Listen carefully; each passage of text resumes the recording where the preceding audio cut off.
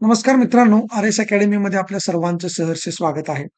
मित्रांनो, आज बीड पोलीस पाटीलची अंतिम उत्तर तालिका जी जाहीर झालेली आहे, त्यामध्ये काही प्रश्नांची उत्तरं बदललेली आहेत. तर जो नातेसंबंधाचा प्रश्न होता, तो या ठिकाणी कॅन्सल झालेला आहे. आता इथं जर तुम्ही बघितलं, ही जी फायनल उत्तरपत्रिका आहे, या उत्तरपत्रिकेमध्ये तुम्हाला संच ए, संच बी, संच सी आणि संच डी मध्ये जी काही प्रश्नांची उत्तरं बदललेली आहेत. बघा प्रश्न क्रमांक 29, 52, 55 आणि 56 प्रश्न आहे. आणि तो संच ए मध्ये त्याचं उत्तर जे आहे ते या ठिकाणी दिलेलं आहे आणि सगळ्यात महत्वाचा रद्द केलेला जो प्रश्न आहे तो इथे तुम्हाला दिसत असेल. संच ए मध्ये 55वा प्रश्न रद्द केलेला आहे. संच बी मध्ये 56वा प्रश्न रद्द केलेला आहे. संच सी मध्ये 29वा प्रश्न रद्द केलेला आहे आणि संच डी मध्ये या ठिकाणी 52वा प्रश्न रद्द करण्यात आलेला आहे. तर अशा पद्धतीनं या प्रश्नांची जी उत्तरं आहेत, ती उत्तरं तुम्हाला दिसून येतील. तर काल आपण जे स्पष्टीकरण घेतलं, तर त्या स्पष्टीकरणामध्ये स्पष्ट शब्दामध्ये आपण सांगितलं होतं, की जो नातेसंबंधाचा प्रश्न आहे, तो प्रश्न या ठिकाणी कॅन्सल होणार आहे आणि तशाच पद्धतीनं हा प्रश्न कॅन्सल होऊन याचा जो मार्क आहे, तो तुम्हाला कंपल्सरी मिळणार आहे. 1 गुण प्रत्येक विद्यार्थ्याला या ठिकाणी कंपल्सरी मिळणार आहे. आता दुसरी महत्वाची गोष्ट म्हणजे विद्यार्थ्यांना हे अजून कळालेलं नाही. तर लक्षात ठेवा, ज्यांचा पेपर संच ए आहे, त्यांचा जो 29वा प्रश्न आहे, त्याचं उत्तर ए आहे. ज्यांचा संच बी आहे, त्यांचा 29व्या प्रश्नाचं उत्तर बी आहे. ज्यांचा संच सी आहे, त्याच्या 29व्या प्रश्नाचं उत्तर या ठिकाणी कॅन्सल करण्यात आलेलं आहे आणि ज्यांचा संच डी आहे, त्यांचं 29व्या प्रश्नाचं उत्तर जे आहे, ते काय आहे? ए आहे. त्याच पद्धतीनं बघा, ज्यांचा संच ए आहे, त्यांचं 52व्या प्रश्नाचं उत्तर बी आहे. ज्यांचा संच बी आहे, त्यांचं 52व्या प्रश्नाचं उत्तर डी आहे.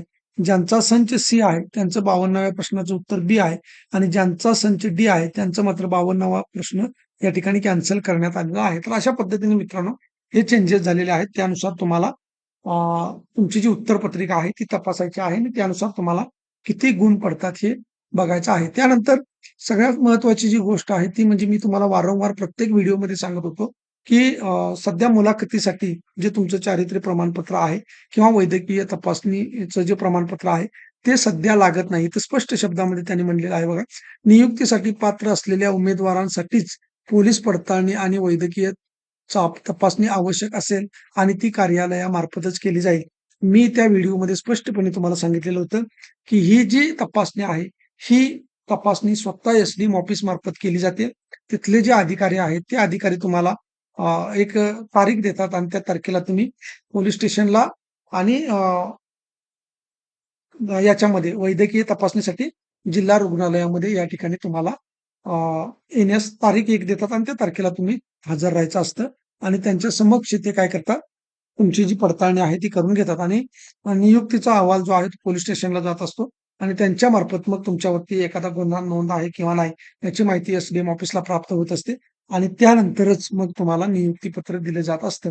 त्यामुळं जे विद्यार्थी काळजी करत होते, की आपल्याला पोलीस पडताळणी लागणार आहे किंवा वैद्यकीय तपासणी लागणार आहे, तर ती अजिबात लागणार नाही. तर इथं स्पष्ट शब्दामध्ये त्याने म्हटलेलं आहे, की नियुक्तीसाठी पात्र म्हणजे ज्यांची नियुक्ती आता मुलाखत झाल्याच्या नंतर जे विद्यार्थी पात्र होणार आहेत त्यांच्यासाठीच ते असणार आहे. त्याचे गट केले जातात विद्यार्थ्यांचे आणि त्या गटाला 1 दिवस बोलवून मग त्यांची ती पडताळणी या ठिकाणी केली जाते. त्यामुळं घाबरण्याची गरज नाही. पण तुम्ही जात असताना आपल्या टेलिग्राम चॅनेलवरती एक चारित्र्य प्रमाणपत्राचं हे आहे.